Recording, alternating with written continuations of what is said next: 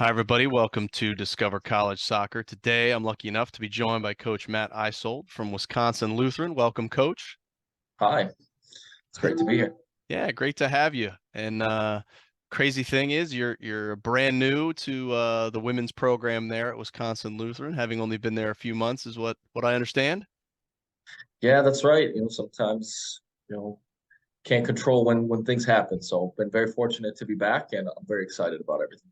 Well, that's awesome. We're looking forward to speaking with you here, and we'll start talking about recruiting. I mean, getting hired in December, I'm sure that was number one on the list of things to do, and we're in the throes of all of the college showcase seasons here. So, as a D3 program, I'm assuming, especially as a new coach, that you're still wrapping up that 23 class, and what is your kind of timeline or your ideal timeline that you see in terms of recruiting? Or, well, I think everybody would agree. We'd all love it wrapped up in the first month of the fall before our fall seasons, really kind of gotten into the meat and potatoes. But, at the end of the day, we have rolling enrollment here. We're not going to turn people away. If you're looking for a home, we could talk a little bit later about kind of what I believe are the core principles about going through the whole process and trying to determine what makes sense as far as what schools should be on your radar and how to kind of finalize that. But for girls soccer here in Wisconsin, it's difficult because their high school season's in the spring, right? No one wants to be going through the process, having to try to figure out visits around season with practice and everything else. So I would venture to say the vast majority of girls here try to get that decision, at least in their mind, wrapped up right by this time or probably a little bit sooner. So, unfortunately, with the timing of everything, there was a lot of players that, are just kind of off the board already, which is okay. We do with what we can, but it kind of speaks a little bit more about the overall timeline. So I would venture again to say probably 60 to 70% of campus visitors are 2024s. So we're already kind of rolling already into that next class. Obviously trying to do our best here with 2023s, but we got to keep moving forward no matter what. Yeah. Well, are camps going to be part of your kind of recruiting process, and whether that's on your at your own facility or you and your staff work in other camps? What's that kind of look like? Sure. To be frank, right when you take over something in flux, there's a whole lot of things that need to be done. So there's a whole lot of balls that I've got juggling up in the air right now. We're working through it. I was just down at a showcase in Phoenix. Not exactly running a camp. We did run a futsal ID camp this winter already. I come from the pro indoor game, so that tends to be something that is a little near and dear to my heart. We will definitely have a summer ID camp. Once we get those dates, we'll definitely share them with you guys on the podcast. But we're working through that. It is on my list. It just isn't right now, I would say, the top three things. Oh, I understand that. Well, in terms of timing and one of the things that seems to have proliferated a lot through college soccer is the transfer portal. So is that something you are looking at all in terms of to help build your roster since you're on that short time frame? Yeah, college soccer right now, I guess college just in general, an interesting point, right? A lot of things in flux. We obviously know the challenges with tuition and different things going on. There's a couple of colleges right near us regionally in the general vicinity that have closed or will close here this upcoming school year. So we're definitely exploring, right, talking to some of those players. The transfer portal is definitely something we look at. When we talk again about those core principles, there's definitely a lot of things that you want to look at as far as who makes the most sense. At the end of the day, it's kids' lives we're talking about, and you want them to find the best fit and choose the place that's going to help them succeed as people and as players. Absolutely. Well, in terms of events, you mentioned going to Phoenix. I'm assuming a lot of your roster tends to be more regionally based, as most Division threes are. But what are some of the must-see events, or what are the events you've got on your calendar that you definitely want to get to help look at players? Sure, we have the Indiana Fire has a showcase coming up this weekend. Planning on making sure we get out to there. St. Louis and KC always have some fantastic events. They have the girls all girls showcase in the fall. They do a more generalized one in the spring. Those are definitely events we look at. I mean, being close to the greater Chicago area, we know that FC United runs stuff, Soccer's run stuff. The fire tends to run stuff every once in a while too. So, you got Libertyville, all these other places that are close, and all of them happen to have great events too. Okay.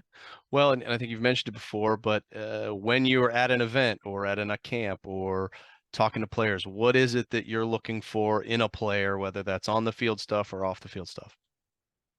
Yeah, it's a great question. So for me, right, the school choosing process, right, really boils down to three kind of primary areas. Right, the first one is academics. A lot of times we tend to ignore the idea that turns out you got to get a job, right? You need to make money at some point. Um, so being able to help students academically, right? Obviously, first and foremost with what their major is going to be, and then secondly, right, prepare them for the real world, I guess, in quotations afterwards, is the biggest focus, right? You want kids to be able to come graduate in 4 years and be set up for success down the line. The next piece is the social aspect. We are a smaller school in a bigger city. Our enrollment right now is around 1,200 students. I always use the metaphor, right? If you are looking for the UW-Madison State Street experience, right, that's not going to be us, right? And you probably aren't going to be happy here if that's what you're looking to get. So that's the next piece that people need to understand, right? It's your home for 4 years. You want to feel comfortable. You want to feel happy.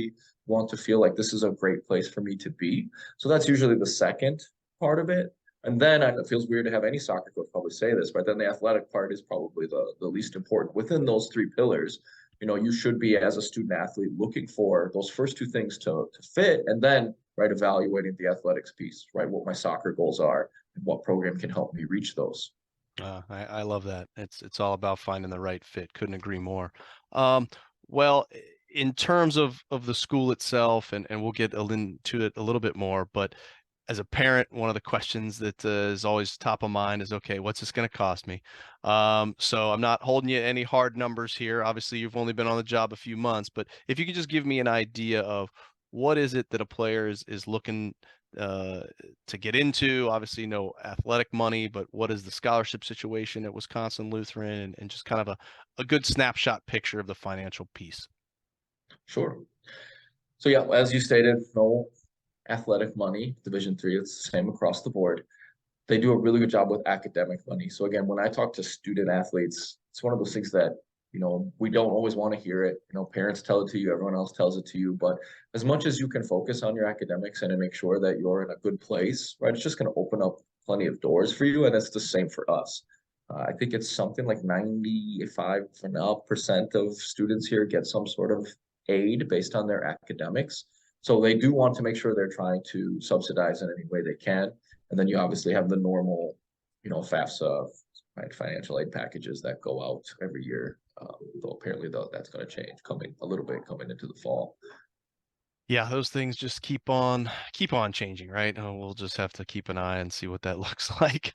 Um, well, in terms of the school, you are an alum as well, so you've got some great insight into Wisconsin Lutheran. So, what are some of the awesome things you love about the school that maybe I'm not going to find just by clicking around the website? Sure. Well, some you will, right, or that our dorms are really highly rated. I don't know exactly, the site off the top of my head, but they like to tout that we're ranked #1 in Wisconsin and ranked nationally as far as our dormitory facilities.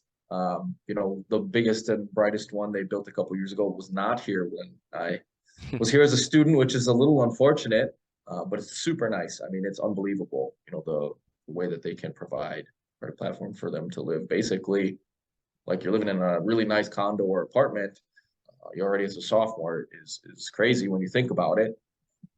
So that part is on the website, but that is definitely a huge plus. I think the other part of it is that they do a really good job of trying to provide the right platform to show the student athletes how important they are.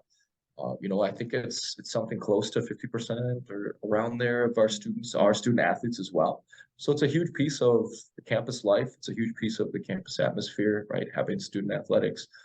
And a lot of our participate. I mean, you see kind of behind me here, we got this crazy light. I mean, I was not in charge of that, but that's kind of the idea of what they want to do. There's tons of right pictures of alumni, pictures of teams, right, inspirational quotes, all these different things around to kind of show what our identity is on campus as student athletes. And that's something that you can't find on a brochure for sure. That what we actually are and where we value right our players. Oh, that's great. Well, in terms of the student part of the student athlete experience. How is it that your players really manage the rigors of being a student athlete, both on the field and off the field? And what kind of support systems are there that the school gives the players to really help them in their academics? Yeah, that's a great question again.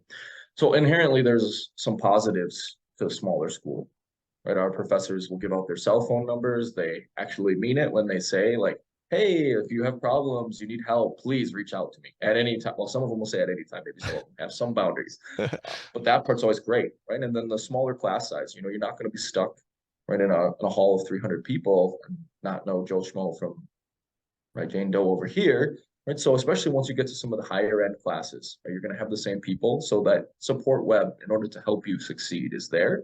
They have a thing called Wally, which I'll be honest, I'm not sure if I love the name, but it's a specialized board, I guess, that helps connect other students with all the other people that might be going through some of the same issues, some of the same problems. I provide some other things as far as emotional support. So that is already a great resource. We have tutor hours for every single subject that's free, right? So they can come and meet with tutors. The I know our players, right, have some study times where they want to make sure they get together and focus on the things that they need to do. Sometimes we all know that can divulge into maybe not the most successful time period, but again, it's part of the experience, right? You mainly want to study with people you like to be around. So Yeah, that's for sure. Well, this is going to be a little bit tougher question because you haven't gone through a season yet, but let's fast forward in our minds to next fall. Can you walk me through what a typical week for players is going to look like in terms of classes, what's practice times, meals, what's kind of a game cadence and travel look like? What should a student athlete expect in the fall? yeah. So we still have the 7-day rule.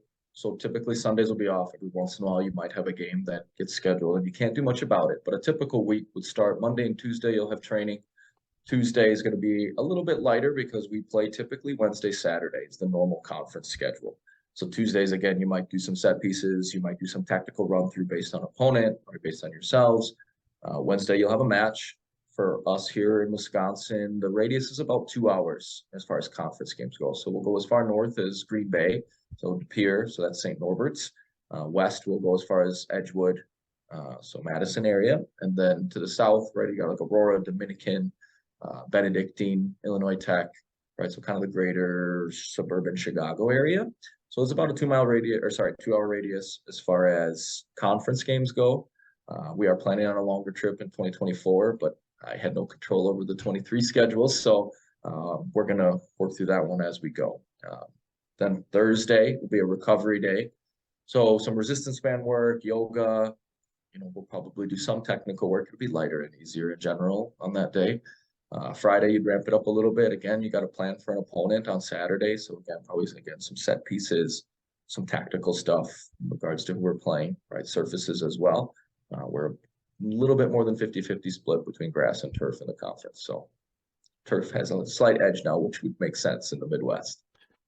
Yes, for sure. It's something we don't like to see down here in Florida because it gets too hot. But up north, I could definitely see that being a requirement. Well, let's talk a little bit more about the soccer side of things. And I know you're a little bit behind the eight ball with recruiting being new, but is there an ideal roster size that you would like to hit moving forward? Yeah, I'd like to be between 24 and 26.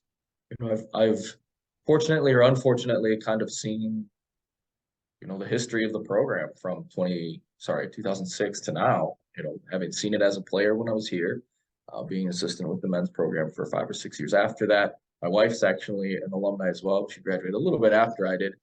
So, being able to see kind of the evolution of where we've gotten to this point, I know that that's for us the number that we want to get close to. Also, it enables you to do some other things as far as playing varsity reserve games, which is a goal of ours. Okay. Well, I know you're new. Is there any other new staff on the women's soccer program? Is that something you're trying to build out? What might your staff look like? Yeah, we're definitely, again, on the list. There's a big list. Fortunately here, I've been involved in the soccer community for a little bit. We talked about I played for the Milwaukee Wave for 7 years, which is the professional indoor team here in Milwaukee. I know indoor is not as big of a thing other places. There's actually a couple teams in Florida. There's the Florida Tropics in Lakeland. Yep. Then they have some NASL teams now with the Crusaders. And I think there's one more. I can't remember where they're located though. I think Tampa's trying to get one, I think, the Strikers or something, but I don't know. Yeah, that sounds about right. Florida, no offense, tends to be like a revolving door for indoor teams because I don't know if it really makes sense down there. Well, you know what? I still do want to try to get out to a Tropics game. I got the family in Lakeland. I haven't been out there yet, but it's on my list to do. I mean, I have a lot of friends on that team. They kind of took a bunch of players from Milwaukee after we won the title in 2019. So there's a few guys on there that they're good guys. So good experience either way, I would tell you. Yeah, oh, I'm sure. Well, in terms of you personally now taking the helm, how would you describe your style of coaching and what is the style of play that you're hoping to implement with the team? Sure. I mean, I traditionally like a 3-5-2. My club teams have played that in the past. That doesn't mean, right, we're entirely married to that system. You know, I've had club teams in the past that just couldn't do it based on personnel, based on right mentality, all sorts of different things. So having some flexibility with that's important. I think that team ended up playing a 4-4-2 diamond. So, you know, being able to change, but that would be my ideal scenario. Coaching style, you know, I do believe in personal responsibility. I kind of believe in being able to separate the person and the player out a little bit when we want to talk about trying to help you move forward as a player. You know, Matt the person, Matt the player, right? We got to be able to separate them out a little bit. Doesn't mean you're not a kind and wonderful human being, right? But if you can't pass the ball 10 yards straight, well, that's something we got to talk about. So for me, that's the part that I like the most, right? Being able to have a player come off and say, hey, listen, these are the things that I thought you did well, right? This decision-making moment, right? How did that feel? This is the consequences, right? Can we evaluate and look at what some other possibilities might have been, right? And could those have had different outcomes, possibly better outcomes? I mean, that's one of the greatest parts of our game in general, right? The freedom to have different styles, the freedom to make decisions. You know, look at a Jorginho 6 compared to, I guess maybe I'll date myself a little bit, like a Gattuso 6, right? Like totally different styles of player playing in theory the same position. Yeah, for sure. Well, in terms of the off season, right? You inherited some players that are still around, and it's March here that we're talking. So what does your off season program look like for the players that are around? Sure. Until the non-traditional spring season starts, which will be after spring break here coming up in a couple weeks, and the NCAA did just change the rules. So the next year it will change the way the formatting works. So now you have a set period of time, basically after that spring break window, to get all your sessions in before the week before finals. Next year, they're going to say as soon as the semester starts, you can begin to do stuff, and you have a certain number of days total that you can hit. So it's going to change a little bit. But prior to that spring season, they have open gym, and then they'll have strength and conditioning twice a week, and that's stuff that I am not directly involved in. Okay. Well, we've covered a lot of ground, talked about a lot of different things, and I always like to end these with the same question: is what didn't we cover? What else would you like folks to know, whether that's about the school, about the team, about the college recruiting process, or anything else? I'll leave you with the last word. Yeah, we touched on it a little bit before. I think that for everybody, right, you want to find a coach, a school, right, that truly cares about you finding the right place. You know, a good example, right? We had a girl that I talked to that wants to be a musical fine arts theater major, right? That's not something that we have here. We do have a great theater professor who was in Chicago Fire, which I'm not a big TV guy, but apparently it's a relatively big show, and he had a speaking part, like he was an actual character. Now, you know, it's just some guy getting rolled in the back. And I arranged for him to chat with her because she had questions about agents and all these other things and going through those programs. And that was knowing that, right, this probably wasn't going to be the right place for her. So I think for all of them, right, any student athlete looking to work through the process, you really need to try to figure out what makes sense for you overall as a complete person, and not just right based on soccer, because soccer is great. Soccer is important. I've based a lot of my life around soccer. But at the end of the day, right, we all know that there's going to come a time where we all have to hang up our boots or gloves, in my case, you know, and you want to be prepared for the rest of life when that happens. Absolutely. Couldn't agree more. Well, Coach, wish you the best of luck with the program and wrapping up this recruiting class in your first fall season. And we'll keep an eye on you, see how things go, and maybe have you back next year for a little recap about how that first year was. That would be great. Appreciate it. Awesome. Thanks, Coach. Yep, no problem.